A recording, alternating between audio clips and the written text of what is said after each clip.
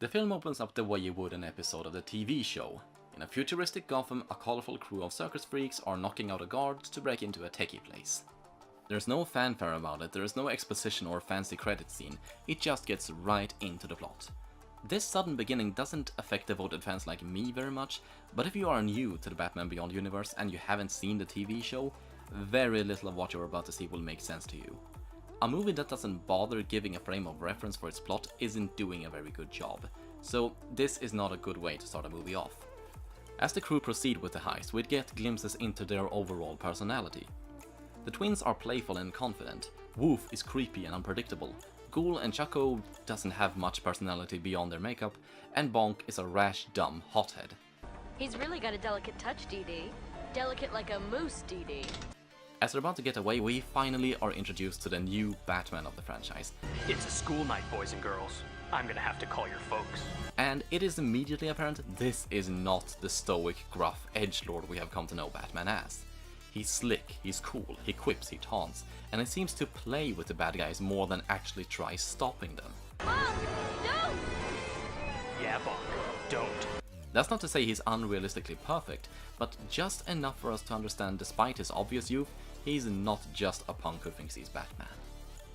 All characters introduced, we switch venues from inside to outside as the crew attempts to get away with the massive machinery, and the fight scene turns into a flight scene above the massive cityscape.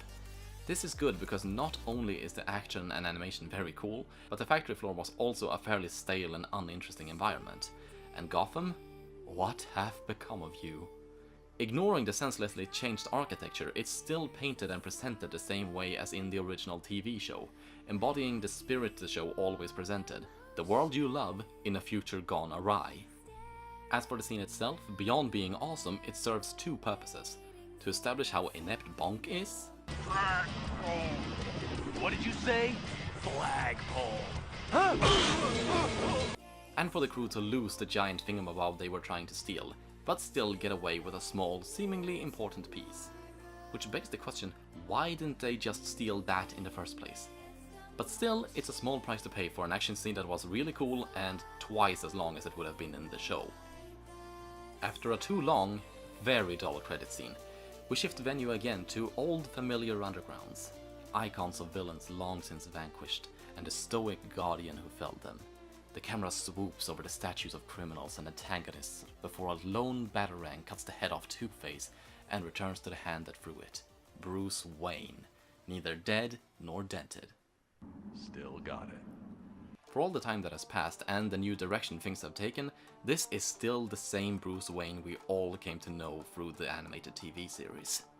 The new Batman, Terry McGinnis, returns to report the Jokers didn't get away with the machinery, and points out the oddity of street thugs being interested in tech. Bruce suggests they're going to sell it, which still seems strange for a street gang, but we need to move the plot along.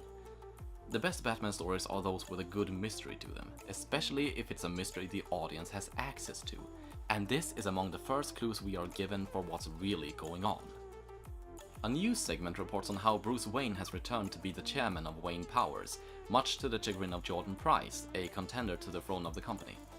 I'm sure we'll all profit from his years of experience. Still, the day-to-day rigors of running a vast multinational conglomerate would be stressful, even for a young man. Aside from his skeevy attitude, the first thing we learn about him is Bruce Wayne stopped him from becoming a CEO.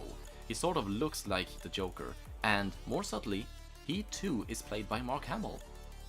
This is obviously a red herring, but the plot will thicken through him. Judging this night's adventure to be over, Terry leaves to go clubbing with his girlfriend, further illuminating the differences between himself and Bruce. Bruce remains the stoic, work-hard, play-never-block-of-granite we all love, while Terry is trying to balance the responsibility of being Batman with living his life as a teenager. I'd think a good night's rest might be more beneficial. Like you said, who sleeps anymore? That might make him come off as a bit of a douche, but what makes Terry interesting is that he isn't just another Bruce Wayne clone. Shut up, Watchers of Justice League Unlimited. Unlike Bruce, Terry has a life outside of being Batman, and by showing us this, the director elaborates on him as a character, and that is a very big part of what this movie is trying to achieve. It's filler, but it's filler with a purpose. And let's just take a moment to appreciate how clever the animation going on here is. Taking advantage of the rave atmosphere, the animators illuminate Dana and Terry in different colors from the crowd. That is a brilliant way of highlighting the characters while playing along with the chaotic atmosphere. Meanwhile, the crew from before have congregated in an abandoned candy factory, where they present the circuit board to a man hidden in shadows. I know it's not much, but It's not much. It's nothing. This is our introduction to the Joker, beginning by showing the man in darkness, visually illustrating how intimidating he is. He proceeds to berate a lot of them as they cower before him. Remember I questioned why they stole the whole machine if all they needed was the circuit board? Because Choco would rather risk dying in an explosion than return empty-handed, because that's how terrifying the man is. Bonk, still the hothead, has enough and calls the man out, which the man isn't bothered by at all. I want out.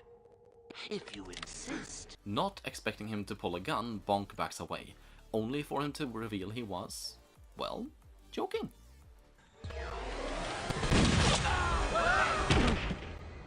Oops. No, I wasn't. While the writers turn the scare factor up to 11 for the Joker, everything he does and says is still within the bounds of his character, floating effortlessly between maniacal and funny. Like a friendly uncle playing with the kids, he implies they are either loyal to him or dead, before they move on to look for the machinery they tried stealing in the beginning. What, there?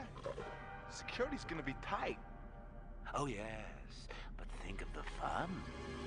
He's willing to go places he shouldn't for the sheer spectacle of it, like he's somehow above and unbothered by reality. It's difficult to talk about the storytelling in this movie without getting completely enamored by the scenes with the Joker in them. By giving his character more liberty and getting away with more than they'd be able to in the show, this Joker has taken the steps necessary to be taken seriously as a villain. If, like me, you didn't take him seriously before. The place in question happens to be Wayne Powers, the night of Bruce's inauguration party.